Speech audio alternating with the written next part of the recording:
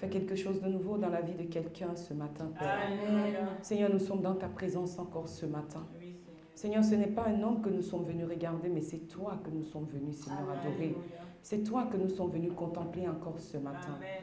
Père, comment ne pas lever des actions de grâce à ton honneur éternel? Alléluia. Toi qui as renouvelé en nous le souffle de vie encore ce matin. Toi qui nous as fait la faveur et la grâce d'être dans ce lieu ce matin. Que la gloire te revienne, Papa. Amen. Père éternel, Dieu de gloire, maintenant que nous voulons passer à la parole, Papa, je prie que tu disposes de nos cœurs, notre esprit et notre entendement afin de recevoir ce que toi tu as préparé pour nous, ce pain de vie. Car la Bible déclare que l'homme ne vivra pas simplement du pain, mais aussi de la parole qui vient de toi, éternel. Amen. Alors Seigneur, nous avons nourri nos corps ce matin et nous voulons nourrir notre esprit, nous voulons nourrir notre âme, nous voulons nourrir notre pensée de ta parole éternelle.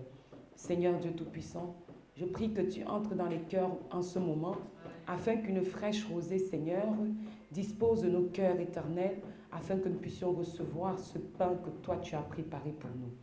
Éternel Dieu de gloire, je prie que ta présence soit au milieu de nous ce matin, que ton esprit soit au milieu, Seigneur, de ce programme éternel, afin que les barrières, les forteresses, Seigneur, de nos vies tombent ce matin, Père, et que toi, tu nous remplisses dans le nom de Jésus. Seigneur, je prie pour un homme et pour une femme qui est peut-être bloqué, qui est peut-être envoûté, qui a peut-être des problèmes dans son foyer, dans ses fiançailles, dans sa relation, Père. Je prie ce matin afin que tu restaures chacun d'entre nous au travers de cet enseignement. Je prie pour une femme qui veut rentrer dans le mariage ou pour un homme qui veut rentrer dans le mariage, Père. Je prie qu'au travers, Seigneur, de cette série d'enseignements, Papa, que chacun trouve sa portion et que tu nous parles, Seigneur, au nom de Jésus-Christ. Amen. Amen. Va vers ton frère, salue ton frère, salue une personne, dis-lui bienvenue dans la maison de Dieu.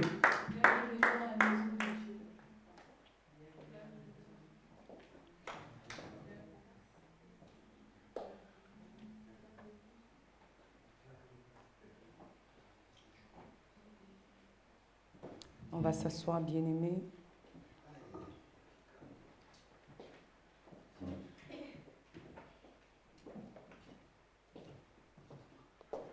Alléluia. Amen.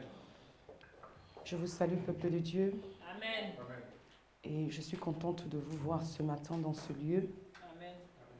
Et je voudrais voir un joli sourire sur le visage de tout un chacun ce matin, car Dieu a renouvelé ses grâces et ses bontés en nous. Alléluia. Amen. Bien-aimés, je veux voir des hommes et des femmes sourire. Je veux voir des hommes et des femmes être dans la joie. Et je veux voir des hommes et des femmes avec des stylos, avec de quoi noter ce matin, parce que ceci va parler de la vie d'une personne. Amen. Alléluia. Amen. Il s'agit de ta vie ce matin. Il s'agit de ta vie ce matin. Amen. Et je crois qu'au travers de cet enseignement d'aujourd'hui, nous aurons quelque chose de glorieux et de merveilleux pour la gloire de Dieu. Amen. Alors je te prierai de prendre des notes. Je te prierai d'avoir ton stylo, un cahier, et prendre des notes. Et vous savez quoi? La meilleure façon de venir à l'église, c'est de venir avec un bic et des notes. Parce que tu peux te dire, ah, le pasteur ou la prophétesse a dit, mais je ne me souviens plus trop bien de ce qu'elle ou elle avait dit. Mais quand tu as tes notes, tu es capable d'aller relire ces notes. Alléluia. Amen. Et ces notes te feront du bien. Amen. Amen. Et c'est aussi important de noter les mots-clés qui t'ont touché ou peut-être tu n'as pas vraiment, véritablement compris l'explication de ce que le pasteur ou la prophétesse voulait dire. Quand tu notes à la fin du culte, tu peux aller vers celui qui a fait la prédication afin qu'il puisse mieux t'expliquer pour que tu comprennes. Alléluia. Amen. Si Dieu, autant pour moi, a donné la connaissance de la parole à certaines personnes, c'est pour que ces personnes se tiennent devant vous comme je suis tenue ce matin, afin que nous puissions être enseignés pour la gloire de Dieu. Alléluia. Amen. Je ne suis pas différente de vous, mais j'ai juste une grâce que Dieu m'a faite de comprendre les écrits afin que je puisse vous enseigner. Alléluia. Amen. Que Dieu soit glorifié au travers de ceci. Amen. Le thème de notre message, vous savez qu'on a commencé une série sur le mariage. Alléluia. Amen. Et le grand thème, c'est un mariage selon Dieu. un mariage selon Dieu. Pardon? Oui, un mariage selon Dieu, un mariage selon la volonté de Dieu, c'est comme vous voulez, c'est la même chose. Et dimanche dernier, nous avons parlé de quoi? De la sanctification. Demain béni mon bébé, tu as retenu. C'est très bien. Dimanche dernier, nous avons parlé de la sanctification. Alléluia. Amen. Je vais faire un bref résumé de ce que nous avons parlé dimanche dernier. Nous avons dit dimanche dernier qu'il était important, avant de rentrer dans le mariage, de passer par la sanctification. Qui dit sanctification, ça veut dire qu'avant, il y a eu quelque chose qui n'allait pas. Tu as vécu dans le péché. Et parce que tu as vécu dans le péché, tu dois te sanctifier avant de rentrer dans le mariage. Amen. Amen. Donc, chacun doit se sanctifier, homme comme femme, avant de rentrer dans le mariage. Parce que le plan glorieux et le plan divin de Dieu, ce n'est pas que l'homme et la femme aillent ensemble avant les liens du mariage. Parce que le mariage, c'est un sacrement venant de Dieu. Alléluia. Amen. Mais aujourd'hui, la vie, les circonstances de la vie nous font que nous vivons dans l'impudicité, dans l'adultère, dans le concubinage. Alléluia. Amen. Avant de rentrer dans le mariage. Et j'ai précisé ici que l'homme a été créé pour le plaisir de Dieu et la femme a été créée pour le plaisir de l'homme. Alléluia. Amen. Et j'ai dit encore que l'homme avait la capacité de parler à la femme comme il voulait. C'est quelque chose qui a dérangé l'esprit de certains. Mais je vais le redire encore mieux ce matin et je le réitère encore. L'homme a le droit de parler à la femme comme il veut. Maintenant, un homme qui est si concis se dira que ma femme n'est pas une chose. Ma femme n'est pas un objet. Ma femme n'est pas un instrument. Je me dois de lui donner du respect. Je dis bien un homme qui est si concis. Être circoncis, ça veut dire quoi? Un homme qui est enseigné, un homme qui se dit que si ma femme a été tirée de ma côte parce que je m'aime, je suis censé l'aimer puisqu'elle fait partie de moi. Elle est une partie de moi. Alors je ne peux pas traiter ma femme comme un objet. Je ne peux pas traiter ma femme comme une chose. Parce que si moi-même je ne me traite pas comme un objet, je ne me dois pas de traiter ma femme comme un objet. Mais l'homme qui n'est pas circoncis, qui veut affirmer sa masculinité. On dit quoi? Merci. Vous qui êtes allé à l'école, sa masculinité va affirmer sa masculinité auprès de la femme. Parce que les femmes doivent comprendre une chose. L'homme n'aime pas qu'on lui manque de respect. L'homme aime l'autorité. Alléluia. Amen.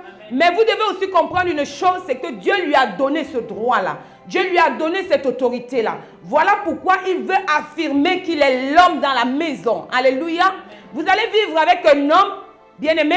Vous vivez avec votre mari dans la maison, même si vous gagnez des milliards, même si vous êtes son aîné, il va toujours vous faire comprendre que votre argent ne lui sert à rien. Même si vous êtes son aîné, il va toujours vous faire comprendre que ce n'est pas parce que vous êtes son aîné que vous devez marcher sur sa tête. Et la femme doit comprendre que c'est un droit, c'est une autorisation, c'est une autorité que Dieu a donnée. Alléluia. Amen. Celui qui est établi au-dessus de l'homme, c'est Dieu. Et celui qui est établi au-dessus de la femme, c'est l'homme. Est-ce que quelqu'un me comprend ce matin? Amen. Il faut que ça rentre dans les mémoires. Alléluia. Amen. Nous vivons dans un pays aujourd'hui où on nous fait comprendre les droits de la femme, l'égalité des sexes. Bien aimé, devant Dieu, il n'y a pas d'égalité des sexes. Il y a un tableau que Dieu a établi et nous devons de respecter et honorer ce tableau que Dieu a établi. Est-ce que quelqu'un me comprend? Donc, si ton mari te parle mal, bien aimé dans le Seigneur, comprends qu'il n'a pas été circoncis de cœur. Mais toi qui es circoncis de cœur, tu te dois de ne pas répondre à ce que ton mari peut te dire. Parce que tu es l'exemple, car la Bible dit que la femme sage bâtit sa maison. Et pour bâtir ta maison, bien aimé, il te faut des éléments bien solides. Je ferme la parenthèse, on verra cela un autre jour.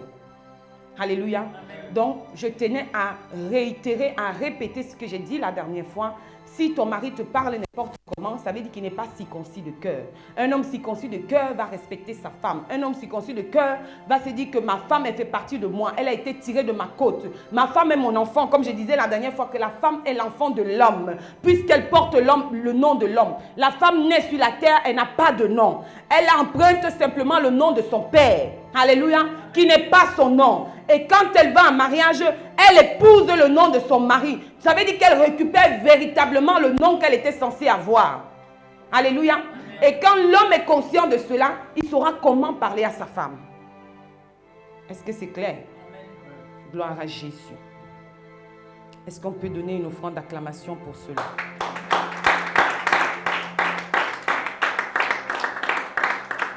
Alors ce matin, je voudrais qu'on parle du caractère. C'est un bon sous-thème. Amen. Le caractère. Si c'est un bon sous-thème, dis yes. Yes. On va parler du caractère ce matin. Aïe, aïe, aïe, Seigneur, je sens que tu vas faire quelque chose de merveilleux. Commencez déjà à préparer mon offrande parce que moi, j'aime les offrandes. Amen. Alléluia. Le caractère. C'est de ça que nous allons parler ce matin. Je dis toujours à ma fille, diaconesse Liliane, que ma fille, le caractère. Il faut que Dieu travaille ton caractère. Hein? Le caractère ce matin. Alléluia. Amen. Gloire à Jésus. Merci Seigneur parce que tu me donnes la grâce de parler encore à ton peuple ce matin. Que la gloire te revienne au nom de Jésus. Le caractère. Il y a 3 domaines importants que nous devons traiter avant de rentrer dans le mariage. 3 domaines importants qu'un être humain, je ne dirais pas un chrétien, parce que le mariage, ce n'est pas fait simplement pour les chrétiens, mais c'est fait pour tous les hommes de la terre. Alléluia. Il y a 3 domaines importants que nous devons traiter avant de rentrer dans le mariage. Si tu entres dans le mariage sans avoir traité ces domaines, sans avoir du lien avec ces domaines bien-aimés dans le Seigneur, tu auras du mal à avancer dans ton foyer. Bien-aimés dans le Seigneur, nous devons comprendre une chose. C'est quoi le mariage? Je vais parler en langage simple. Je ne vais pas parler par rapport à la définition de la Bible, mais je vais parler simplement afin que tous ceux qui vont nous écouter puissent aussi être édifiés. Alléluia. Amen. Le mariage, c'est quoi? Le mariage, c'est épouser le caractère de l'autre. Dis à quelqu'un, le mariage, c'est épouser le caractère de l'autre. Le mariage, c'est épouser le caractère de l'autre. Amen. Je ne vois pas les souris sur vos visages. Hein? Le mariage, c'est épouser le caractère de l'autre. Alléluia. Amen. Ça veut dire que toi, célibataire, si tu avais l'habitude de mettre tes chaussures sous la table et que ton mari arrive, lui va mettre sur la table, ça veut dire que tu vas épouser son caractère. Alléluia. Amen. Tu épouses son caractère. Le mariage, c'est épouser le caractère de l'autre. Alléluia. Amen. Bien-aimés dans le Seigneur, nombreux entrent dans le mariage avec l'éducation que leur ont donnée leurs parents. Ce qui est normal. Amen. Amen. Je viens d'une famille où peut-être que mes parents m'ont éduqué, ils étaient ensemble. Ou papa et maman n'étaient plus ensemble, j'ai été éduquée par maman ou j'ai été éduquée par papa. Alléluia. Amen. L'éducation de base que ma mère m'a donnée, je rentre dans le mariage avec. Alléluia. Amen. Mais je voudrais préciser encore une chose ici, c'est que il n'y a pas que l'éducation que mes parents m'ont donnée. Amen. Amen. Il y a aussi l'éducation que je me suis faite moi-même en regardant tout ce qu'il y a tout autour de moi, en regardant ce que les gens ont fait, en regardant ce que mon frère ou ma soeur a vécu, en regardant ce que ma tante a vécu, en regardant ce que mes amis ont vécu. Toutes ces choses viennent influencer notre vie et nous épousons le caractère de ces choses-là. Alléluia. Amen.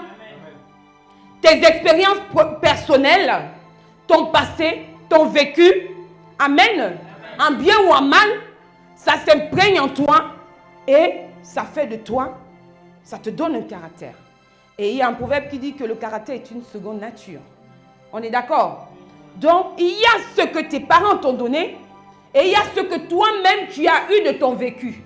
Et il y a ce que toi tu as vu les gens, les autres, ce que les autres ont vécu, l'expérience des autres. Alléluia. Amen. Qui entrent et qui s'emboîtent dans le caractère que tu as reçu de tes parents. Est-ce que quelqu'un me comprend? Amen. C'est bon jusqu'ici? Amen. Si c'est bon, tu dis yes. Yes.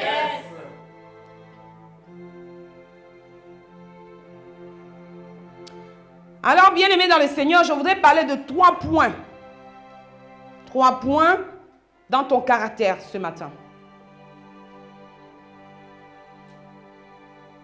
On va parler de 3 points, du moins 4 points. J'ai rajouté le 4e. On va parler de 4 points ce matin. 4 types de caractères fondamentaux que nous trouvons le plus souvent dans les mariages. Alléluia. Amen. Il y a la colère. Quelqu'un qui est très colérique, donc la colère. Quelqu'un qui est sanguin. Quelqu'un qui est mélancolique. Ou quelqu'un qui est flegmatique. Colère, sanguin, mélancolique ou flegmatique. Alléluia.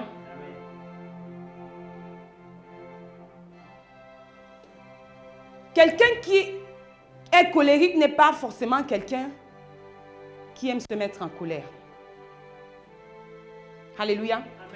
Généralement, quand on dit aux gens, toi tu es trop en colère, tu aimes trop la colère. Un colérique n'est pas forcément quelqu'un qui se met tout le temps en colère. Alléluia. Un colérique, c'est quelqu'un qui n'aime pas les blagues. Quelqu'un qui n'aime pas s'amuser. Quelqu'un qui n'aime pas la distraction. Quelqu'un qui n'aime pas les petits attouchements. Alléluia. Mais quelqu'un qui se met tout le temps en colère, c'est quelqu'un qui est sanguinaire. Quelqu'un qui réagit au quart de tour. Dès que son sang tourne comme ça, il a déjà réagi. Vous comprenez la différence ou pas? C'est clair pour vous? Parce que c'est souvent l'absus de la langue ou bien c'est l'amalgame qu'on fait. Ah, tu es quelqu'un de colérique. Non. Le colérique, quelqu'un qui crie, qui a toujours envie d'aller donner les coups de poing. Vous allez appeler ça quoi? Ce n'est pas de la colère. Mais c'est quelqu'un qui est sanguinaire. Hein? C'est un sanguin. Parce que le sang, son sang tourne un quart de tour. Ça monte dans son cerveau. Et quand ça monte dans son cerveau, il voit le sang devant ses yeux. Et il faut qu'il reproduise ce qu'il voit. Est-ce qu'on se comprend?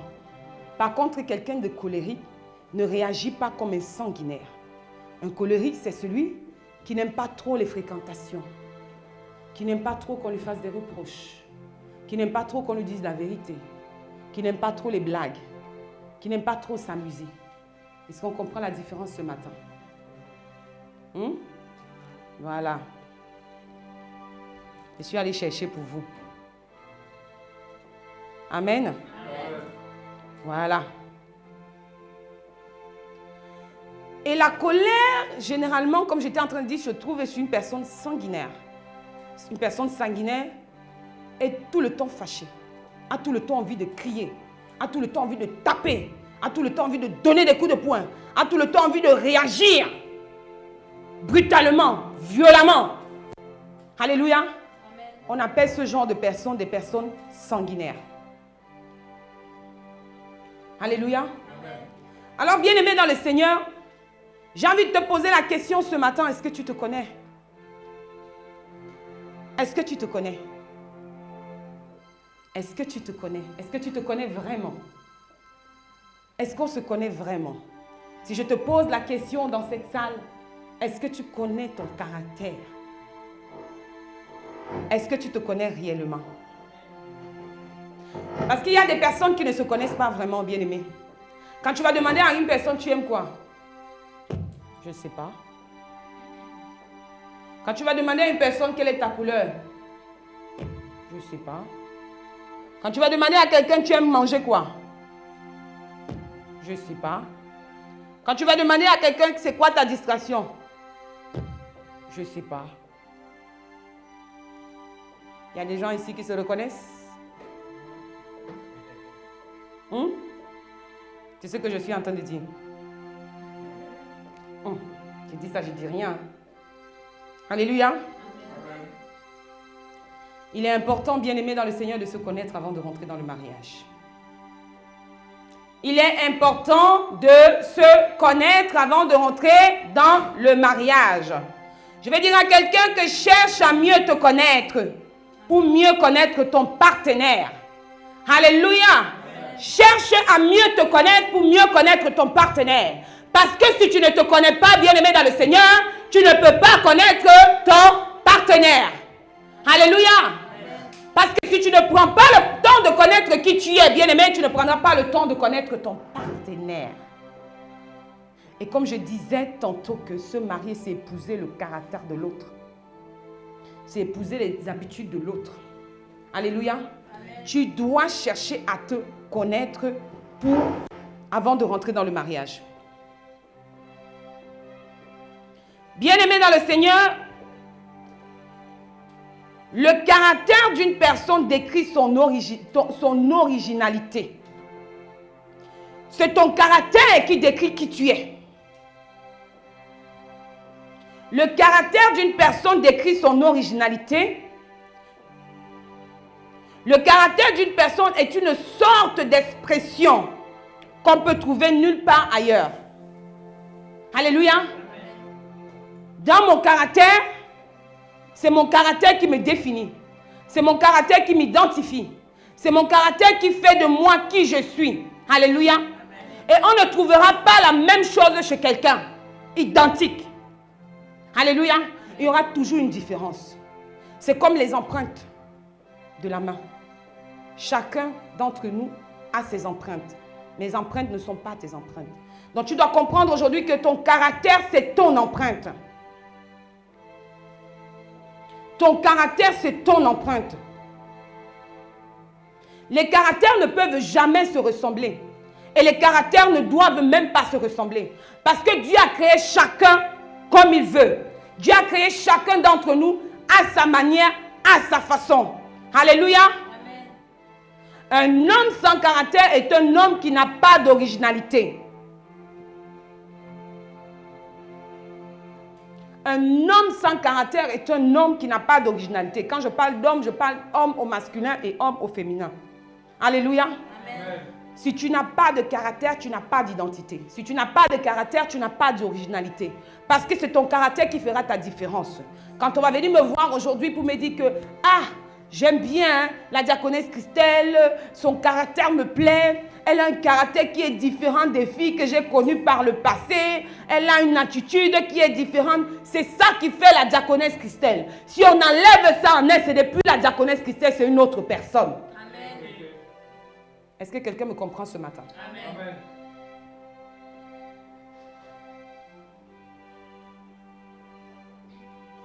Un homme de mauvais caractère ou de mauvais comportement est sans originalité. Un homme de mauvais caractère ou de mauvais comportement est sans originalité. Tu deviens même invisible. Quelqu'un qui a un sale caractère, quelqu'un qui a un mauvais comportement, on ne veut même pas marcher avec la personne. On ne veut même pas le voir. Quelqu'un qui a un sale caractère, quelqu'un qui a un mauvais comportement, on passe le temps à l'identifier au travers de son comportement ou de son caractère. Alléluia. Amen. Vraiment, la sœur là, elle parle mal aux gens. La sœur là, ma sœur, moi je te dirais même, ne t'approche même pas d'elle. Elle est vilaine. Le frère là, il est méchant. Il est mal poli. Il est imbu de sa personne. Vous voyez, ce n'est que ça qu'on dira de toi. Alléluia. C'est ton identité, c'est ton empreinte. Et on dira de toi, la sœur elle est gentille, elle a un joli sourire. Mais elle est trop attentionnée. Vous voyez un peu ce que je suis en train de dire? Donc c'est ça qui t'identifie et c'est ça qui fait de toi la personne que tu es. Amen. Alléluia. Amen. Un mauvais caractère peut priver à quelqu'un de beaucoup de choses. Un mauvais caractère peut te priver de beaucoup de choses. Alléluia. Amen. Mais bien aimé dans le Seigneur, je voudrais exhorter chacun d'entre nous ce matin à apprendre à se connaître. Tu dois te connaître. Tu dois connaître qui tu es. Tu dois connaître ton identité. Tu dois connaître sur quelle fréquence est-ce que tu opères. Hier, on était à un programme, vous avez entendu, on a dit Google Maps. Ça veut dire qu'on connaît déjà qui est l'homme de Dieu. On connaît sa fréquence. Alléluia. On connaît son degré. Peut-être que vous aviez entendu parler de cet homme de Dieu, mais vous ne l'avez jamais vu réagir. Et hier, vous avez vu l'authenticité même de la prophétie avec exactitude. Amen. Alléluia. Amen. Si je vous disais, peut-être vous avez dit, peut-être maman a exagéré. Mais vous avez vu face to face. Une autre dimension. Amen. Dans le prophétique. Alléluia. Amen. Gloire à Jésus. Donc c'est ça qui définit sa personnalité.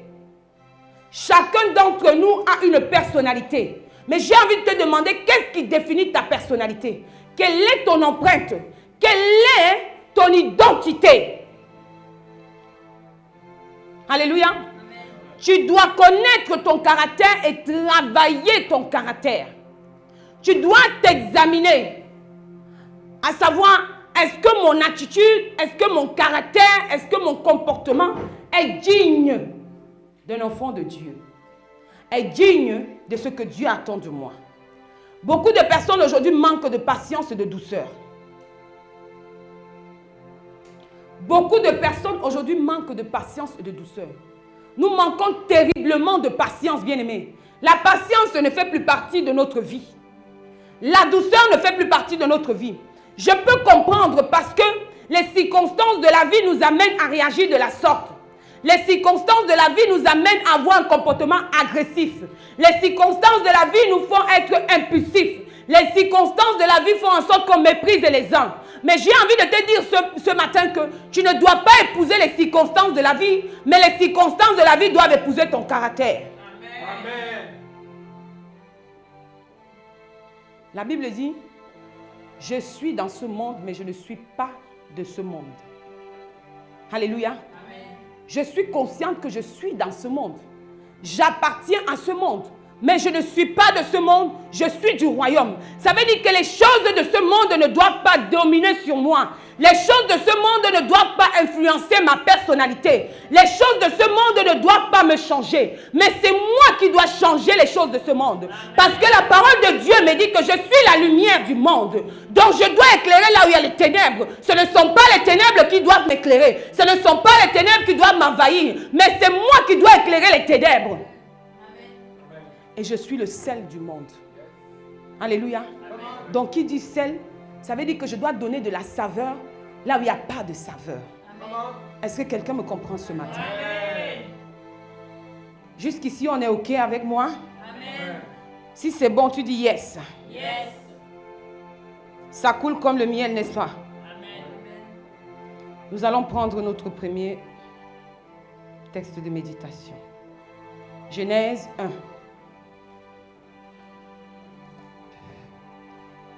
La lectrice, elle se connaît, elle va lire. Est-ce qu'on peut soulever un peu le ventilateur là? Soulever la tête, j'ai chaud. Genèse 1.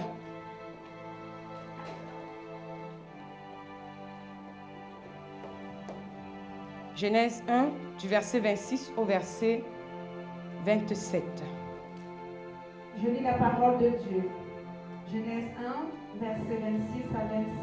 Redressez la tête. Puis, Dieu dit, faisons l'homme à notre image, redresse la tête, selon notre ressemblance, et qu'il domine sur les poissons de la mer, sur les oiseaux du ciel, sur le bétail, sur toute la terre, et sur tous les reptiles qui rampent sur la terre. Dieu créa l'homme à son image, il le créa à l'image de Dieu.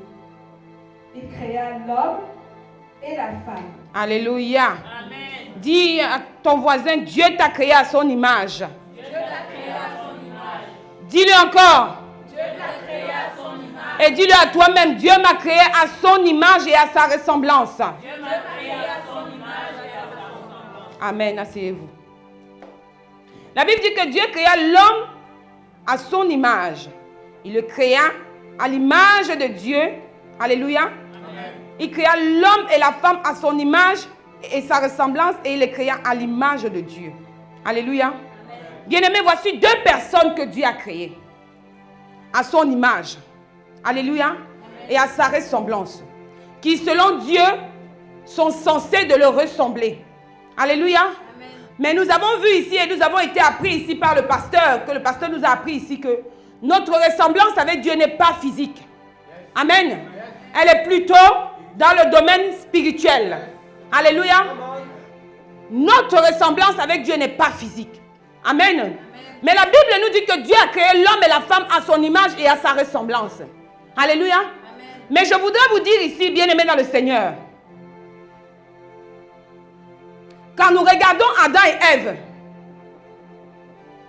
ils étaient censés ressembler à Dieu dans tous les domaines de leur vie. Non seulement spirituellement, alléluia, mais aussi dans le caractère. Amen. Amen. Il y a parfois vos enfants que vous mettez au monde. Et on vous dit souvent, celui-ci là, quand je le vois, il a le caractère d'ancienne Sandra. Il ressemble à ancienne Sandra. Ça vous est déjà arrivé de voir cela qu'on dit que vos enfants ont vos caractères. Alléluia. Mais quand nous regardons Adam et Ève, bien-aimés, Ève n'avait pas le caractère d'Adam. Ève n'avait pas le caractère de Dieu. Et Adam non plus. Je m'explique. La Bible dit que le serpent est venu. Il a soufflé dans les oreilles d'Ève. Si tu manges l'arbre de ce fruit, tu seras à la ressemblance de Dieu. tu vas ressembler à Dieu. Alléluia. Pourtant, Adam et Ève étaient déjà créés à la ressemblance de Dieu. Amen. Quelle est la ressemblance encore que Ève devait avoir? Si la Bible nous dit qu'ils étaient déjà à la ressemblance de Dieu, ce fruit-là avec quoi? Pour qu'il soit identique à Dieu. Parce que Satan dit que si tu manges, non, Dieu t'a menti. Parce qu'il sait que si tu manges l'arbre de ce fruit, tu seras comme lui. C'est ce qui est écrit dans la Bible. Et pourtant, Adam et Ève étaient déjà comme Dieu. Alléluia. Amen. Ça veut dire que Ève et Adam n'avaient pas le caractère de Dieu. Un enfant qui a le caractère de son père, qui a l'identité de son père, ne se laissera pas berner. Est-ce que quelqu'un me comprend? Amen. S'ils avaient le caractère de Dieu, ils ne se seraient pas laissés berner par Satan. Ève aurait dit à Satan, arrière de moi, menteur, parce que je ressemble déjà à Dieu. J'ai déjà le caractère de Dieu en moi. Et ce que tu viens me dire, que cet arbre de la connaissance du bien et du mal va m'ouvrir les yeux pour que je ressemble à Dieu, c'est du mensonge. Parce que je crois que je ressemble déjà à Dieu. Amen. Est-ce que quelqu'un me comprend? Amen.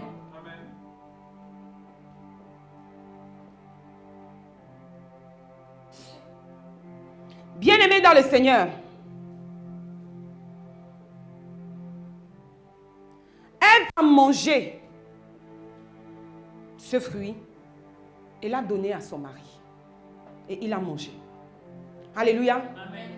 Je vais dire à quelqu'un ce matin, il est important pour toi de travailler sur ton caractère afin que ton caractère ressemble à Dieu. Amen. Que tu te rapproches de Dieu. Sinon, les circonstances de la vie feront en sorte que tu te loignes de plus en plus de Dieu. Bien-aimé, Dieu est proche de nous, mais c'est notre caractère qui nous éloigne de lui. C'est ton caractère, ton attitude qui te loigne de Dieu. Je prie, je jeûne. Seigneur, je ne t'entends pas me parler. Je prie, je jeûne, je donne mes dîmes, je donne mes offrandes. Je suis assidu à l'église. Je fais même ce que tu me demandes de faire. Mais je ne t'entends pas me parler. Qu'est-ce qui se passe? Ce qui se passe, c'est que Dieu voudrait que tu changes ton caractère. Ce qui se passe, c'est que Dieu voudrait que tu changes ton attitude. Ce qui se passe, c'est que Dieu voudrait que tu le ressembles. Amen. Alléluia. Amen. À partir du moment où l'Esprit de Dieu est en nous, nous devons ressembler à Dieu. Je vous ai expliqué ici en vous rendant mon témoignage que quand j'ai commencé à prophétiser dans les vies des gens, j'étais de caractère agressif. Moi, quand je donnais les prophéties, ça sortait comme les bombes, comme les dynamites. Et j'ai commencé à dire à Dieu que, mais Seigneur, qu'est-ce qui se passe? Je donne des prophéties aux gens, les gens me fuient.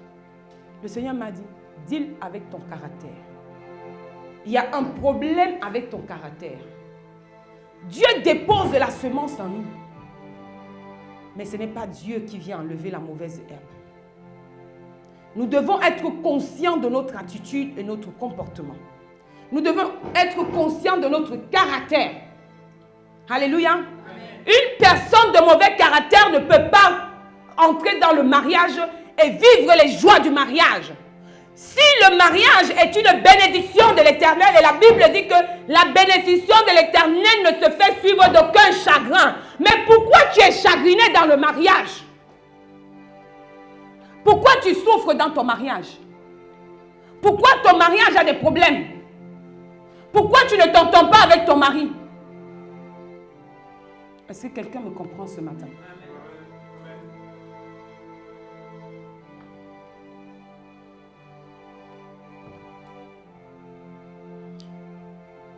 Dieu, en créant Adam et Ève, il leur avait donné une vision. Il avait établi son champ de vision dans leur vie.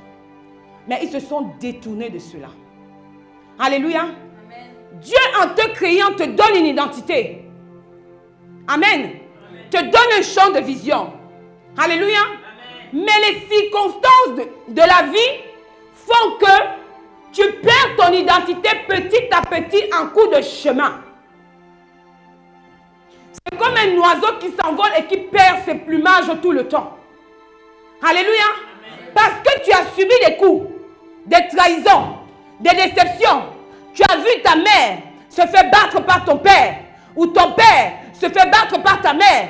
Tu as vu tes soeurs. Tu as vu tes tantes. Tu as vu tes oncles.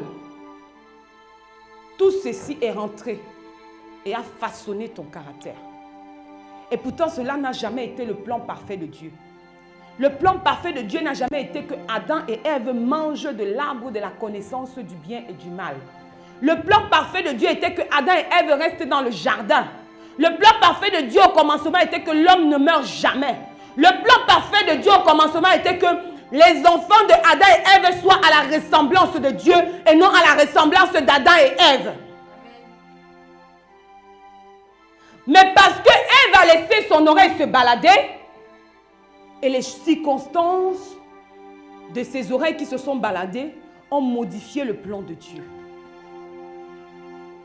Je suis venue dire à quelqu'un ce matin, si tu veux rentrer dans le mariage, tu dois dealer avec ton caractère. Tu dois dealer avec ton comportement. Tu dois dealer avec ton attitude. Ton caractère, c'est ton identité. Tu ne dois pas dépendre du caractère ou des situations que tu as vues par le passé pour construire ton foyer. Est-ce que quelqu'un me comprend ce matin? Amen. Tu dois apprendre à te connaître. Apprendre à se connaître. C'est important. Tu dois apprendre à te connaître. Une personne qui se connaît aura le temps de connaître son conjoint. Alléluia. Pourquoi est-il important de te connaître? Bien-aimé dans le Seigneur, il est important de te connaître parce que quand tu seras dans la période des fiançailles, tu prendras le temps de connaître ton fiancé ou ta fiancée. Une personne qui ne se connaît pas ne prend pas le temps de connaître l'autre. Nombreux rentrent dans le mariage sans s'être connus. Nombreux rentrent dans le mariage sans prendre le temps de se connaître. C'est pour ça qu'il y a des fiançailles. Le temps des fiançailles, ce n'est pas simplement d'aller au cinéma, d'aller au restaurant, porter de bons habits, demander l'argent. C'est aussi le temps de se connaître. Alléluia. Amen. Je prends le temps de connaître la sœur Valérie. Et pendant ces moments de fiançailles, bien-aimés dans le Seigneur, nombreux sont là pour cacher leur véritable identité, leur véritable caractère, leur véritable comportement. Ils te montrent la vie en rose. Et quand toi tu vas épouser, tu épouses la vie en rose que tu as vue. Mais quand tu rentres dans le foyer, tu te rends compte que tu as épousé bulldozer. Tu te rends compte que tu as épousé menteur, mensonge, bombe atomique, bombe à retardement, caméléon.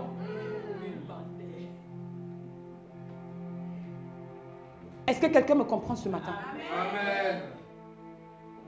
Les temps de fiançailles, c'est le moment où nous devons nous frotter. Le temps de fiançailles, c'est le moment où nous devons nous découvrir. Le temps de fiançailles, c'est le moment où nous devons apprendre à nous connaître. Je la connais. Il me connaît. Est-ce que j'accepte d'épouser son caractère? Je n'accepte pas épouser la personne, mais j'accepte d'épouser le caractère. Alléluia. Amen. Pourquoi je dis que j'accepte d'épouser le caractère, bien-aimé? C'est le caractère que je vais avoir dans la maison, mais ce n'est pas la personne que je vais avoir dans la maison. Amen. C'est le caractère que je vais avoir. C'est avec le caractère, mon fils, que je vais passer 10 ans. Si je suis le genre de femme qui te gifle, tu vas dire que moi, je ne peux pas épouser la femme là. Elle me gifle. On est d'accord? Même comme il y a des hommes qui aiment quand on tape sur eux. J'espère que vous n'en faites pas partie. Il y a une ethnie chez moi au Cameroun où on tape sur la femme. La femme aime qu'on la tape bien. Comme ça, elle sait qu'on l'aime. Oui. Il y en a. Alléluia.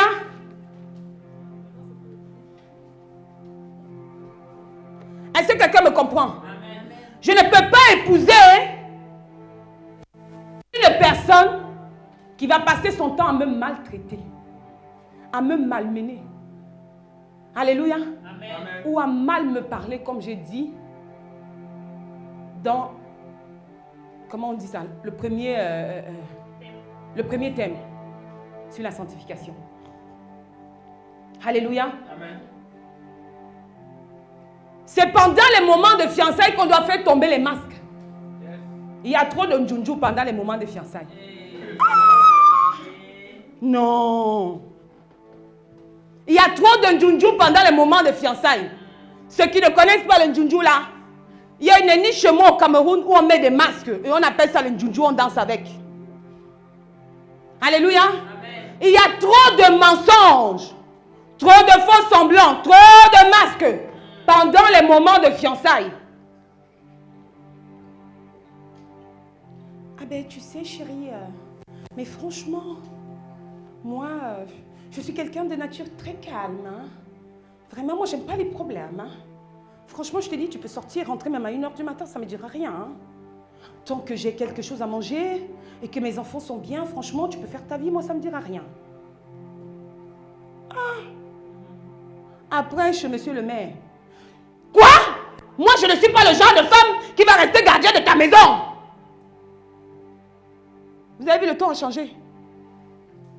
Et l'attitude a changé. Pourtant, au début, elle te disait, ah ben chérie, franchement, moi, ça ne me dira rien. Hein. Tu peux faire ce que tu veux. Hein. Moi, ça ne me dira rien. Donc, à partir du moment où tu ne me trompes même pas, tu ne me trompes pas, si tu sors avec tes copains, moi, je crois que ça va aller. Et là, ils sont avec ses copains.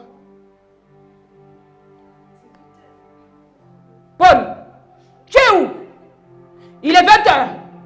Tu es où? Là, on ne dit plus, mais chérie, chérie, tu peux sortir. Ça devient, Paul, tu es où? Je ne suis pas venu ici regarder les 4 murs de ta maison. C'est moi que tu as épousé. Et Paul va dire, mais chérie, ce n'est pas ce qu'on avait connu. Ne m'appelle pas chérie. Ne m'appelle pas chérie. Je ne t'avais jamais dit ça. Je ne t'avais jamais dit ça. Moi, je ne t'avais jamais dit ça. Et Paul, il est surpris. Hey Seigneur, j'ai épousé bulldozer. Je n'étais pas au courant que j'avais bulldozer dans ma maison. Alléluia. Amen. Je continue ou je m'arrête?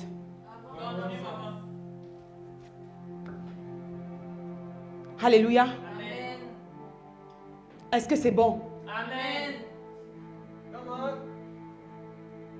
C'est pendant les moments de fiançailles là que Paul doit savoir que toi tu es agressif.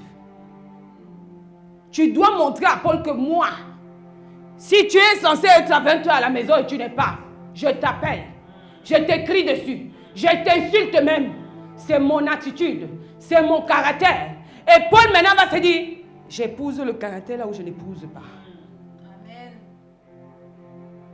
Toi, Chantal, tu dois savoir que Paul aime sortir après le boulot. Aller boire un petit coup avec ses amis. Avant de rentrer à la maison. J'épouse les sorties après le boulot là où je n'épouse pas. Alléluia. Amen. Bien-aimés dans le Seigneur, les goûts et les couleurs ne se ressemblent pas. Elles sont différentes. Alléluia. Amen. Si toi tu ne connais pas tes goûts et tes couleurs, celui-là ou celle-là que tu vas aller épouser ne connaîtra pas tes goûts et tes couleurs.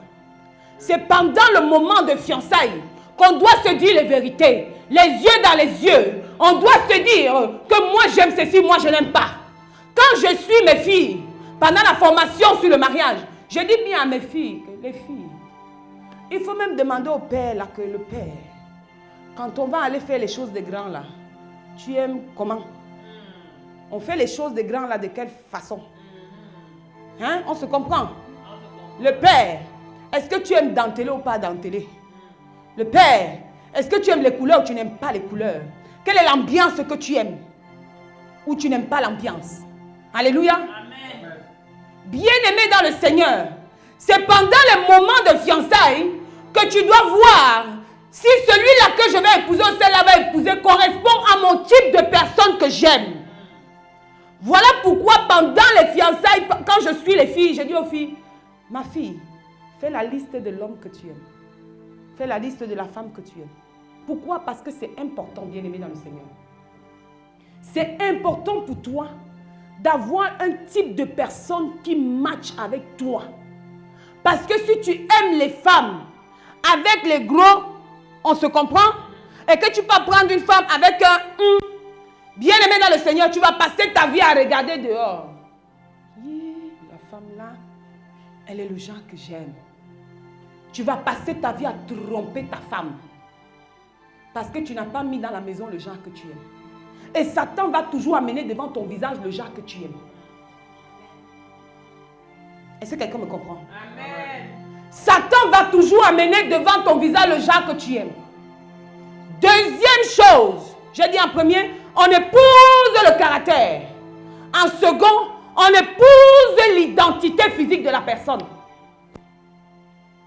C'est ton physique qui fait de toi ce que tu es. Alléluia. Amen. Il y a quelqu'un un jour qui a vu maman Valérie, quand on mettait souvent ses photos au début. La personne vient et me dit, il me dit que j'ai vu ta soeur à l'église. Je dis, ma soeur. Il dit, oui, j'ai vu ta soeur. Elle est comme toi. J'ai dit, ma soeur, elle est comme moi. J'ai fouillé dans ma tête, ma soeur, elle est comme moi. J'ai une soeur à l'église qui est comme moi. J'ai commencé à fouiller. Je pense que je t'avais dit ça, je ne sais plus. J'ai commencé à fouiller. Il dit, attends, il va t'envoyer la photo. Il envoie la photo de Valérie. J'ai dit, c'est la femme de quelqu'un. Et ce n'est pas ma soeur, c'est ma fille. Et elle n'est pas comme moi. On n'a pas les mêmes formes. Il dit, mais vous, j'ai dit que non, on ne se ressemble pas. Alléluia. Quelqu'un va aller épouser une forme qui au départ n'était pas sa forme. Tu vas prendre ça, tu vas mettre à la maison. Mais tu vas passer ton temps à aller dehors parce que tu n'es pas satisfait. Un, tu n'es pas satisfait du caractère. Deux, tu n'es pas satisfait de la forme que tu as épousée dans la maison. Alléluia. Amen. Bien-aimés dans le Seigneur, nous devons savoir une chose. Quand une femme aime un homme, elle aime l'homme sans demi-mesure. Mais quand elle ne t'aime pas, elle ne t'aime pas. Amen. Je m'explique. Une femme qui aime un homme, bien-aimé, même si sa bouche sent mauvais, elle aime l'odeur de sa bouche. Même si ses aisselles puent, elle aime l'odeur de ses aisselles. Mais une femme qui n'aime pas la mauvaise odeur de sa bouche, bien-aimée dans le Seigneur, elle ne t'aimera jamais. Même si elle rentre dans la maison avec toi, elle t'a épousée pour un intérêt. Elle ne t'a pas épousée pour l'odeur de ta bouche. Mais elle a vu quelque chose en toi qui pouvait faire son bonheur. Amen. Quand nous voyons les personnes qui se prostituent, les prostituées rencontrent de tout. Tout type d'homme. Mais la prostituée attache son cœur, serre les dents. Elle va avec l'homme pour un objectif, l'argent. Alléluia. Amen. Et elle sait que c'est quelque chose qui va durer quelques secondes et puis elle passe à un autre. Ce n'est pas quelque chose qu'elle va mettre à la maison. Mais toi, tu vas épouser la femme, tu vas mettre à la maison. Tu vas épouser l'homme, tu vas vivre avec. Ce n'est pas quelque chose de 2 secondes, mais c'est quelque chose de toute une vie. Amen. Voilà pourquoi tu dois être sûr que le choix que tu fais, c'est le bon choix. Alléluia. Amen. Le choix que je fais au niveau du caractère, au niveau du caractère physique, c'est le bon choix. Je n'épouse pas quelqu'un pour me sentir en sécurité, mais je pousse quelqu'un parce que c'est elle ou c'est lui que j'ai choisi. Amen. Pourquoi avons-nous tant de divorces de nos jours? Quelqu'un va se lever du jour au lendemain, un matin. Ah, je viens de me rendre compte que tu n'es pas l'homme de ma vie. Vraiment. Regarde comment tu es sale. Regarde comment tu es ceci. Regarde comment tu es cela. Bien aimé. Quand tu étais dans les fiançailles avec lui, tu n'avais pas vu qu'il était sale. Tu n'avais pas vu qu'il avait toutes ces caractères, toutes ces mentalités-là. Tu n'avais pas vu qu'il avait toute cette attitude-là. Junju était encore là. Hey! Que Dieu nous délivre d'un Junju au nom de Jésus. Amen. Durant les fiançailles, on passe le temps à faire semblant. On cache sa vraie identité. On cache son vrai caractère. On cache qui nous sommes réellement. Alléluia. C'est quelque chose de très très dangereux, bien-aimé dans le Seigneur. Tu vas entrer dans un mensonge. Tu vas rentrer dans un cycle de mensonges. Et comme j'aime souvent dire que le mensonge n'a pas de longues jambes. Parce qu'on finit toujours par t'attraper là où tu vas. Alléluia. Amen. Je dois te montrer qui je suis réellement. À prendre ou à laisser. Moi, dès le début, pendant mes fiançailles avec le pasteur, il savait déjà qui j'étais. Il connaissait déjà mon caractère. Il savait que moi, j'aime aussi la voix. Je parle fort, mais je n'aboie pas. Il disait, ma femme, toi, tu parles fort, mais tu n'aboies pas. Mais je pense que tu vas commencer à parler doucement et ne même pas aboyer un jour. Alléluia. Amen. Un homme qui t'aime va dire, je vais l'épouser. En elle, il y a quand même quelque chose de bon. Mais je pense que cette partie-là, on peut modifier. En lui, il y a quand même quelque chose de bon. Et je crois que cette partie-là, on peut modifier. Amen. Alléluia. Amen. Arrêtons de faire les faux semblants avec nos caractères. Amen. Parce que c'est ton caractère qui doit bâtir ta maison. Mais ce n'est pas ton physique qui bâtira ta maison. Amen. Même si le physique en fait partie. Tu peux aller t'asseoir, ma fille, c'est bon. Alléluia. Amen. Arrêtons. Voilà pourquoi j'ai dit au célibataire que je suis pendant la formation du mariage. Montre-lui ton attitude. Éprouve même-le. Éprouve-le. Lui, il va te prouver. Toi, tu fais quoi pour ne pas le prouver? Éprouve-le. Moi, j'ai éprouvé le pasteur. On s'est éprouvé mutuellement. Même si Dieu nous avait dit, on ne s'est pas arrêté sur ce que Dieu nous avait dit. Mais on s'est éprouvé encore pour être sûr que Dieu nous a vraiment parlé. Alléluia, on s'y est dit. C'est le caractère qui fait que tu as un bon foyer. Un bon mariage. La paix dans ton foyer. Il y a la Bible qui dit que vaut mieux habiter à l'angle d'un toit que de vivre avec une femme querelleuse. Quel est l'homme qui aimerait vivre avec une femme qui passe son temps à t'insulter tous les jours? Qui passe son temps à se quereller tous les jours? Chérie, tu es où? Hein? On va passer à table bientôt. Moi, j'en ai marre de t'attendre. Hein? Chérie, je t'ai dit de cuire le riz. Tu n'as pas cuit le riz. Je t'ai dit de faire le repassage. Tu n'as pas fait. Elle passe le temps à t'insulter. Te fait même le chantage. Et c'est ça là que tu veux mettre dans la maison. Moi-même, je vais te dire que mon fils, tu as bien réfléchi. Mon fils, tu as bien réfléchi. Je prie que les filles de MPP ressemblent à leur mère. Les fils de MPP ressemblent un peu à leur père. Amen. Alléluia. Amen. Oui. Dieu a façonné mon caractère. Dieu a travaillé. Je sais qu'il y a encore beaucoup de choses à travailler. Je ne suis pas encore arrivé au but. Mais une bonne partie a été travaillée. Amen. Alléluia. Amen.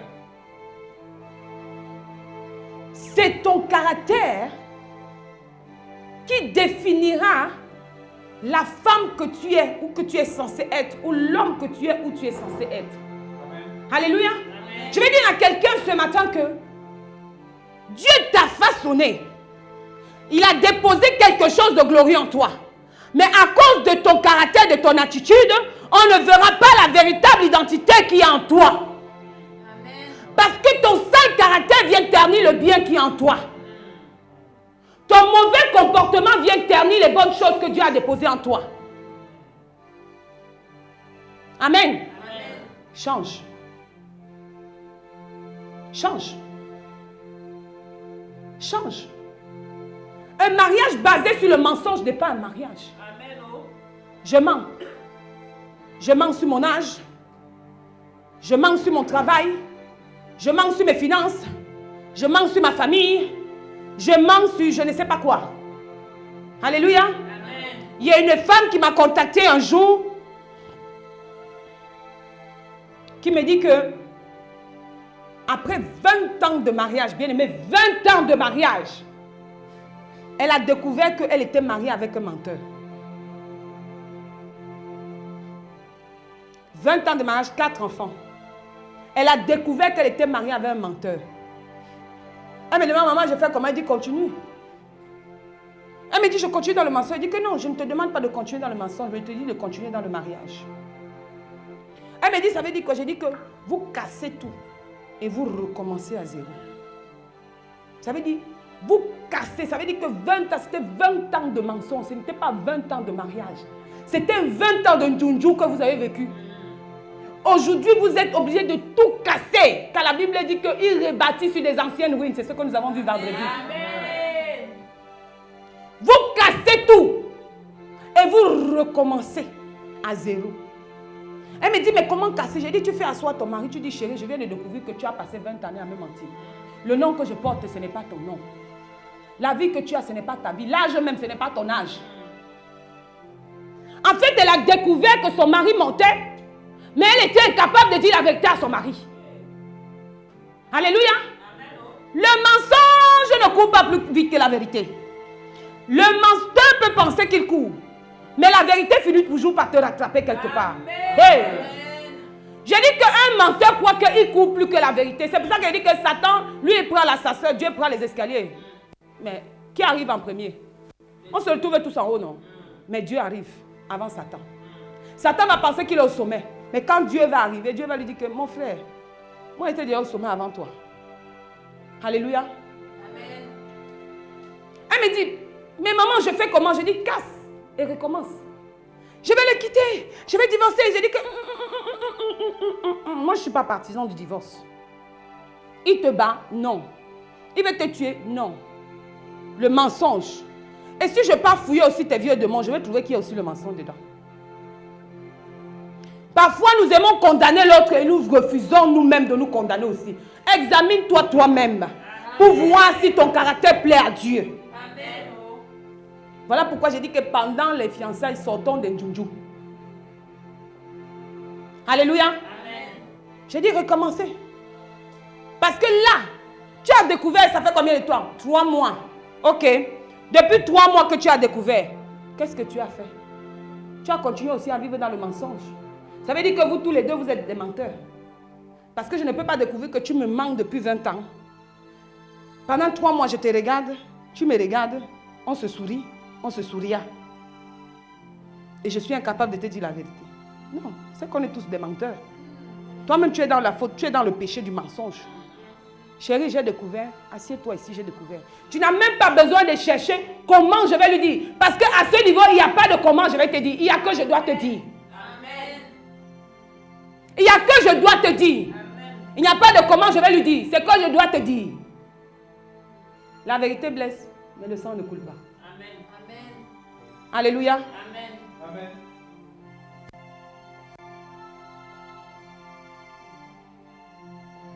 Bien-aimé dans le Seigneur, le caractère est quelque chose qui peut détruire une vie, qui peut détruire une destinée, qui peut détruire une vision. Le caractère de Ève a détruit un foyer qui aujourd'hui nous sommes là. Et nous sommes tous dans ces problèmes-là. Il a fallu que Dieu trouve des solutions pour changer, pour réparer ce qui avait été détruit.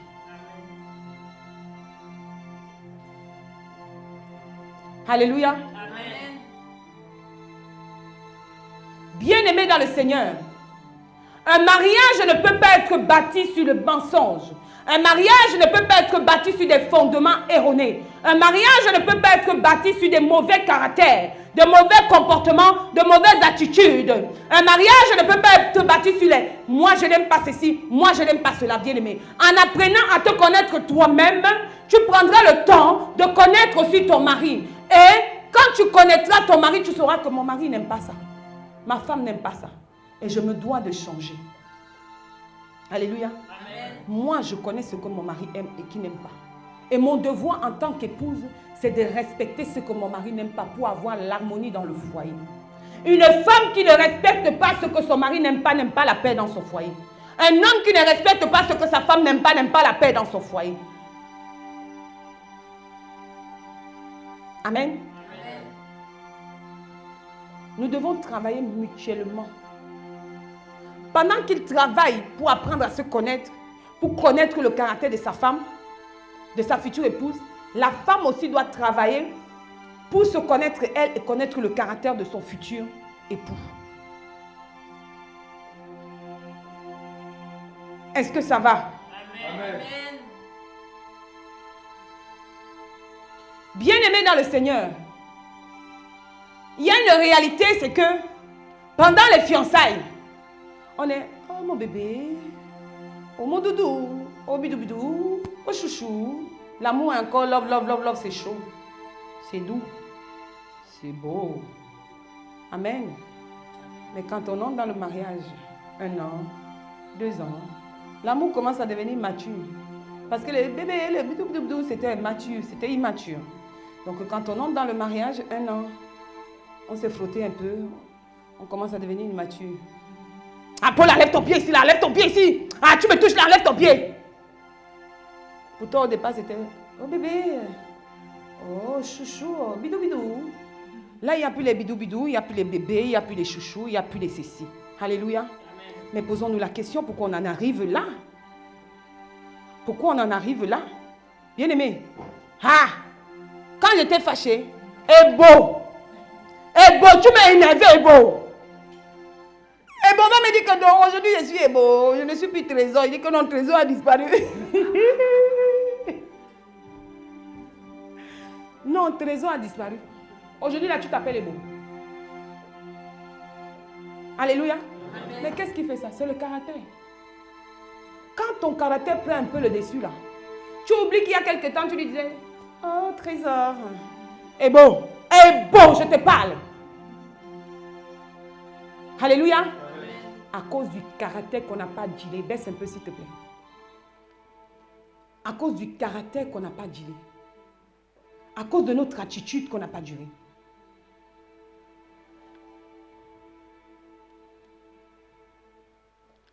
Les échecs des autres influencent notre identité. Les échecs des autres influencent notre caractère. Les échecs des autres nous détournent de notre destinée. Mais tu ne dois pas te focaliser sur l'échec de ton père ou de ta mère. Tu ne dois pas te focaliser sur l'échec de ton frère ou de ta soeur. Il y a des gens qui vont te dire que moi, je ne peux pas me marier, je ne me marie plus. Le mariage, ce n'est pas fait pour moi. Parce que mon père a fait ci à ma mère, ou ma mère a fait ci à mon père, ou j'ai vu ma soeur, ou j'ai vu ma tante. Bien aimée, c'est ta mère, c'est ta tante, ce n'est pas toi. Amen. Toi, tu es toi. Amen. Toi, tu es toi. Toi, tu n'es pas ta mère. Toi, tu n'es pas ton père. Toi, tu n'es pas les autres, mais tu es toi. Amen. Tel que Dieu t'a créé, c'est toi.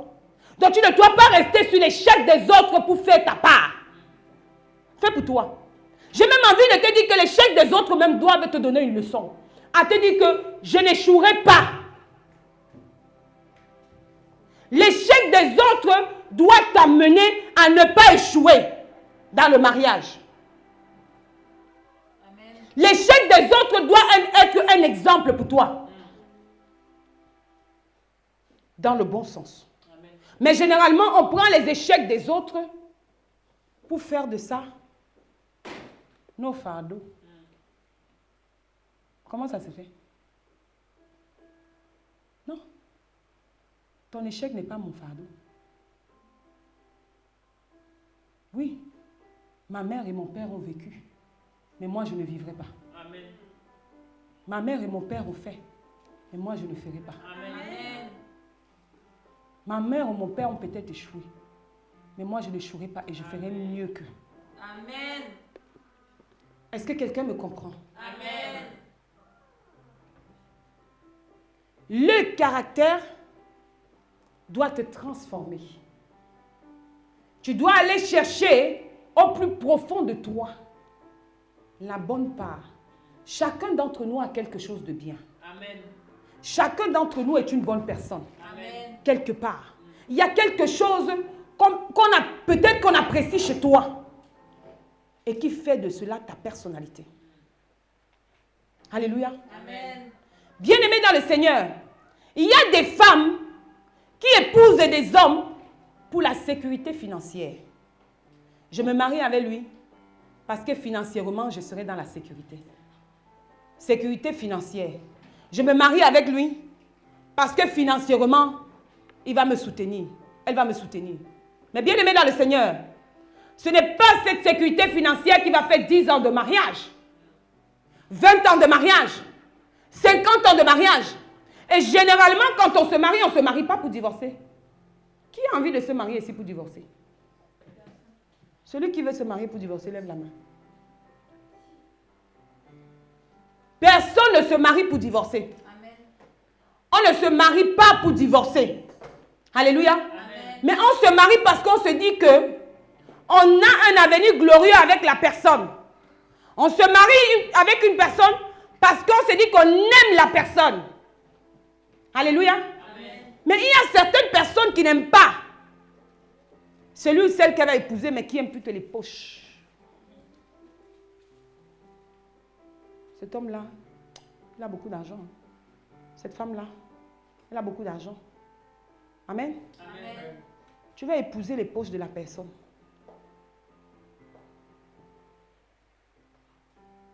Mais quand vous entrez dans le mariage et qu'il n'y a plus les poches, on fait comment? On part ou bien on reste? Hein? Tu as dit quoi, ma fille?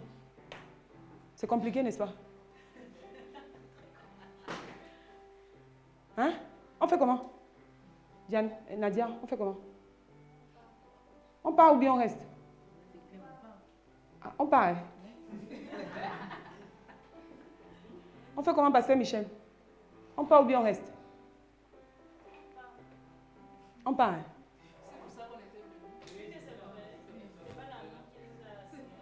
Donc on part.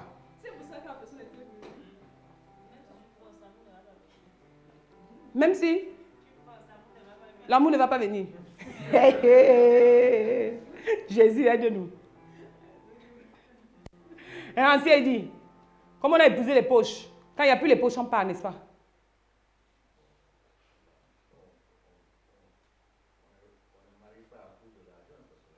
Non, ancien dit, on n'est pas là-bas. Non, on n'est pas là-bas. On est au niveau des poches. On a épousé les poches. Donc quand il n'y a plus les poches, là, on fait comment? Il faut les recréer. Ah, j'aime ta réponse, ancien dit. Ah, applaudissez pour ancien dit. Applaudissez, non, applaudissez. Applaudissez pour ancien dit.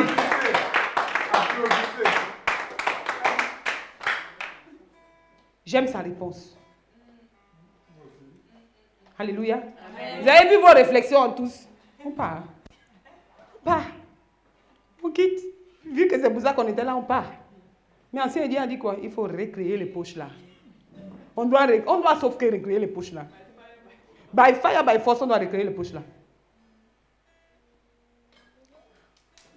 En fait, je donne cet exemple pour vous faire comprendre que, bien aimé dans le Seigneur, si tu épouses un homme ou une femme pour de mauvaises raisons, tu vas vivre dans le mariage avec cette personne, à un moment, tes vieux démons vont te rattraper. Et que tu vas te rendre compte que tu as fait un mauvais choix, tu auras simplement envie de partir. Alléluia. Amen. Tu auras simplement envie de partir. Amen. N'épouse pas une personne pour des mauvaises raisons. La première mauvaise raison pour laquelle on peut épouser une personne, c'est les finances. Parce qu'il ou elle a l'argent. Je me sentirai en sécurité. Alléluia. C'est une très très mauvaise raison. Parce qu'il ou elle peut ne pas avoir l'argent, mais ensemble, on peut faire en sorte qu'il y ait de l'argent. Bien-aimé, quand le Seigneur m'a dit que ton mari sera riche, tu vas épouser un homme riche. Bien-aimé, quand j'ai vu le pasteur, il dit que l'argent, c'est nous. Moi, il ne voit pas l'argent. Hein. Tu m'as dit que je vais épouser un homme riche. Quand il regarde là depuis, il n'est pas encore devenu riche. Hein. Alléluia. Quand on entend un homme riche, on se focalise sur la richesse matérielle. Et on se dit tout de suite que non. Mais Dieu m'a dit que je vais épouser un homme riche, donc forcément, il doit avoir 10 limousines garées là. Il doit avoir des montres. C'est quoi la plus grande montre là? Rolex ou quoi là? Hein? Il doit porter des parfums qui coûtent 400 €, des chaussures qui coûtent 10 000 €. Alléluia. Amen. Généralement, c'est sur ça qu'on se focalise. Alléluia. Amen. Mais quand Dieu te dit que tu vas épouser un homme riche ou bien une femme riche, ça veut dire qu'il a déposé les richesses en lui. Maintenant, il faut que vous travaillez pour que les richesses sortent. Amen. Amen. Amen. La richesse est en lui. Il faut qu'on travaille ensemble pour que les richesses sortent. Amen. Alléluia. Amen. Ce n'est pas que tu vas venir t'asseoir. Richesse, tu es où? Non. On doit travailler ensemble pour que la richesse sorte. Amen. Il l'a déjà déposé en lui. Et maintenant, on doit chercher des moyens pour que cette richesse-là sorte. Amen. Quand tu vas épouser une femme avec un sale caractère, bien-aimé, tu as épousé la pourriture et puis tu as mis dans ta maison. Excusez mon terme. Tu ne pourras jamais rester dans cette maison parce que ce qu'elle va te donner tous les jours, ça sera son sale caractère. Quand tu vas épouser un homme qui est menteur, tu as épousé le menteur, tu as mis chez toi. Parce que tout ce qu'il va te donner tous les jours, c'est le mensonge. Comme cette femme qui a fait 20 ans de mariage avec 4 enfants. Alléluia. Amen. Ton caractère est ta pièce d'identité. Ton caractère est ton empreinte. Amen. Ton caractère détermine qui tu es. Amen. C'est ton caractère qui détermine qui tu es. Amen. Maintenant, il faut aussi reconnaître que quand je regarde mon caractère, il peut y avoir des choses qui ne sont pas bien et que je dois changer. Hein? Quand tu vas dire à quelqu'un, change d'attitude, change de caractère, tu as un sale caractère. Ah non, non, non, hein. Ah non, hein. Moi, je ne peux pas changer de caractère. Avec tout ce que les hommes m'ont fait ici dehors, avec tout ce que les femmes m'ont fait ici dehors, jamais de la vie. Je ne peux pas changer. L'homme qui veut m'épouser, il va m'épouser comme ça. Bien aimé, il va t'épouser comme ça, mais il va te bastonner aussi. Alléluia. Amen. Il y a un verset de la Bible qui dit quoi?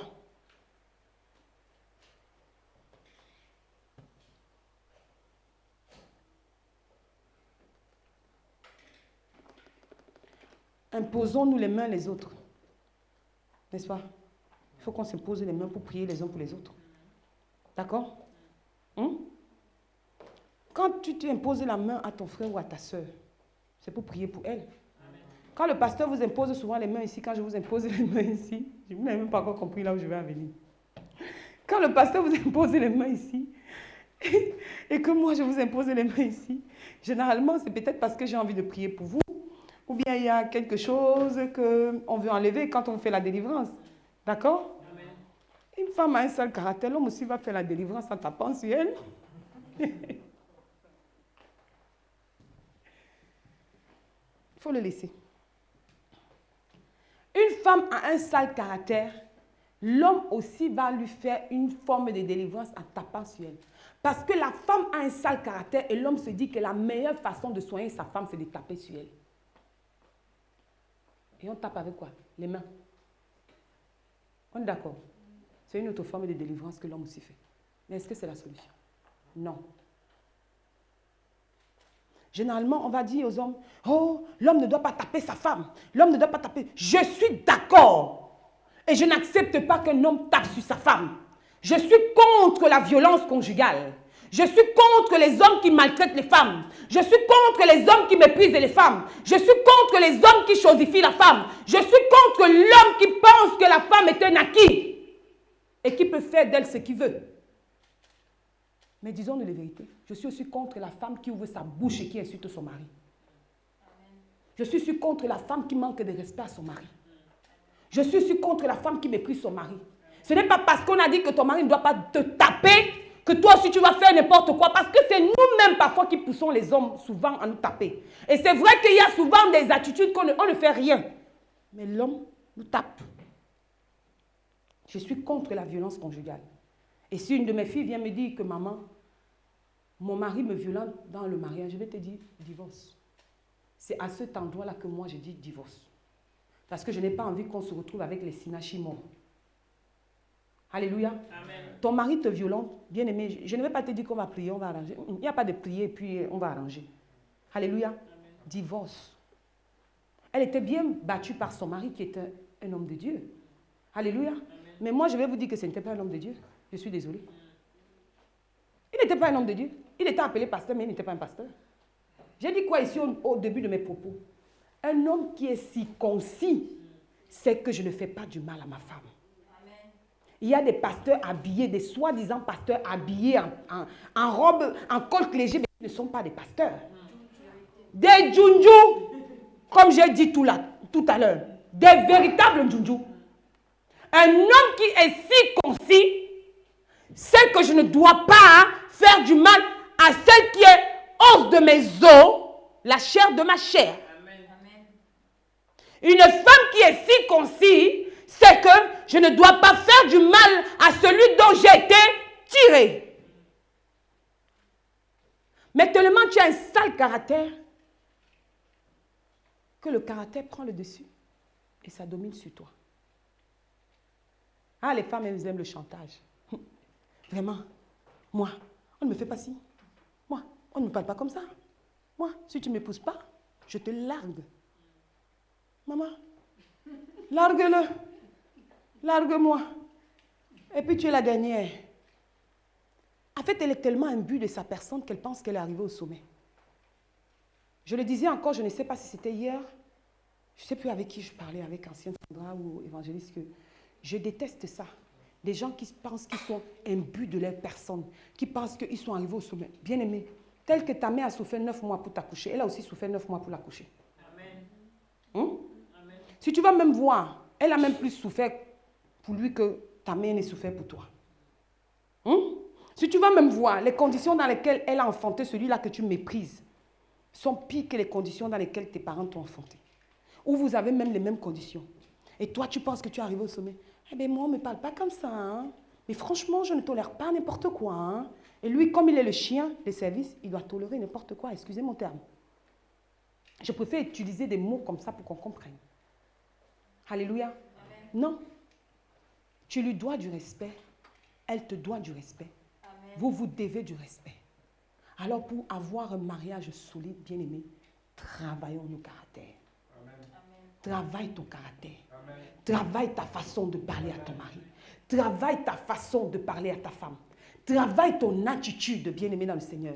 Travaille à cela. Alléluia. Amen. Et n'épouse pas les poches. N'épouse pas les faux semblants. N'épouse pas les mensonges. Mais épouse la vérité. Amen.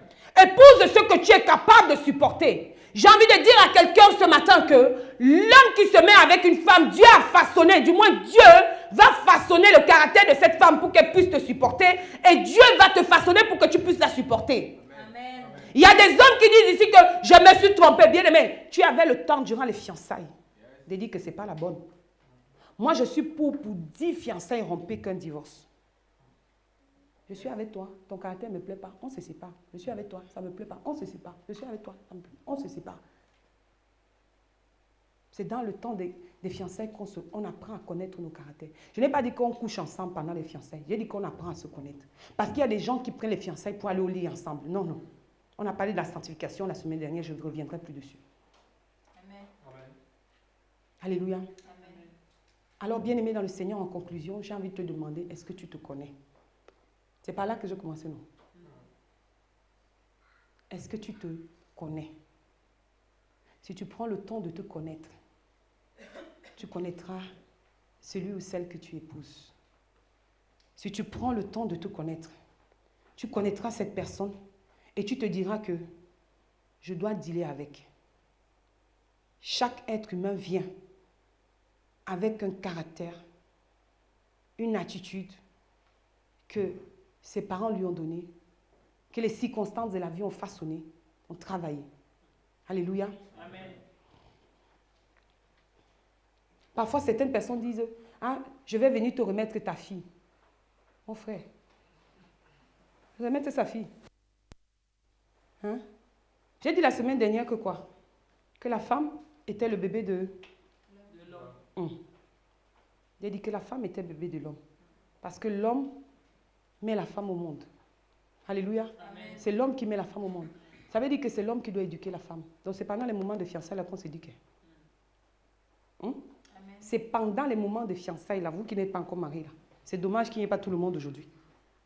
C'est pendant les moments de fiançailles là qu'on s'éduque. Alléluia. J'espère qu'ils vont me suivre. Qu'ils me suivent. C'est pendant les moments de fiançailles là, Sœur Valérie, qu'on s'éduque. Chérie, je n'aime pas ci. Ok, chérie, moi aussi, je n'aime pas ça. Chérie, je pense plutôt que ça peut faire ci. Ok, chérie, moi aussi, je pense qu'on peut faire ça. Alléluia. C'est pendant les moments de fiançailles qu'on s'éduque. Je vous rends un dernier témoignage avant de clôturer. On va passer à la Sainte Seine. Avant que je ne me marie, le Seigneur avait déjà commencé à me dire de ne plus défriser mes cheveux. Pour ceux qui m'entendent souvent connaissent mon témoignage là. Il m'avait dit de ne plus défriser mes cheveux. Bien aimé, j'ai continué à défriser mes cheveux, défriser mes cheveux. Un de ces 4 matins, je me réveille comme quelqu'un qui a fait la chimie. Il fait comme ça tombe. Je fais comme ça tombe. Je fais comme ça tombe. J'ai commencé à voir les trous. Après, j'ai eu la crête de coq. Donc tout ici, là, comme on appelle chez nous au Cameroun, les mon vieux. Tout ici, là, il n'y avait rien. J'avais un truc ici au milieu. J'ai dit, mais Seigneur, c'est quoi ça? J'entends l'Esprit de Dieu me dire que je t'ai dit de ne plus défriser tes cheveux. Mais comme tu ne m'écoutes pas là, tu as continué à défriser. Bien aimé, je vais voir ma coiffeuse. J'ai dit, Annie, on fait comment avec les cheveux là? Elle dit que le tout, là, il faut seulement raser. J'ai dit, bon, mets à l'eau à terre. Je sors de là, il faut même que je trouve les photos. Elle a rasé. Quand elle a fini de raser, j'ai acheté les gros cerceaux là. J'ai mis sur ma tête. J'envoie dans les photos au pasteur. On était dans les temps des fiançailles. J'envoie la photo au pasteur que chérie, regarde, j'ai rasé ma tête. Le pasteur dit que Jésus. Aïe!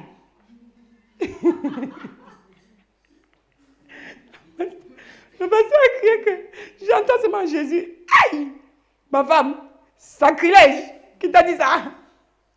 Je lui explique que mais, chérie, je n'avais plus les cheveux, j'avais la crête de coq. Il dit il fallait rester avec ta crête de coq. Il y a mon chapeau de femme là. Tu mets dessus, tu fais les produits, la crête de coq va grandir. J'ai dit non, mais ma coiffeuse m'a dit de ne pas mettre. Il dit que c'est la première et la dernière fois que tu rases encore les cheveux. En plus, tu peux faire ça, tu ne me demandes pas. Je suis ton futur mari. Tout ce que tu dois faire sur ton corps, tu me demandes. Il dit que, hein? On est arrivé là-bas. Il dit que tout ce que tu dois faire sur ton corps, tu me demandes. Si tu ne me demandes pas, on va avoir des problèmes. Bien-aimé dans le Seigneur. Je suis restée comme ça, j'ai dit à Dieu que mais tu ne m'avais pas donné le mot d'emploi là. L'autre là, tu as oublié de me dire ça. Que tout ce que je dois faire, je demande à mon mari. Tu as oublié de me dire. Il dit que tout ce que tu dois faire, même la chaussure que vous portez, et vous le savez, que même la chaussure, le vêtement. Ce matin encore, il me disait que depuis que je suis au Cameroun, là, tu portes les vêtements, tu ne m'envoies pas les photos. Donc tu sors de la maison, tu ne demandes même pas mon avis ce que tu dois porter. J'ai seulement dit, chérie, pardonne-moi. Alléluia. Amen. Pour vous dire que j'ai épousé le caractère, que ça me plaise ou ça ne me plaît pas, j'ai accepté d'être dedans. Et il avait déjà montré les couleurs avant. Et c'était à moi de dire oui ou non. Et comme je dis souvent à ma fille, Christelle Charlotte, chérie, apprends la patience et la douceur. Mon bébé, la patience et la douceur. Un diaconèse, ça va aller. La patience et la douceur, ce sont des atouts qu'une femme doit avoir. Je vous assure, bien aimé, il m'avait tellement tapé sur le système ce jour-là.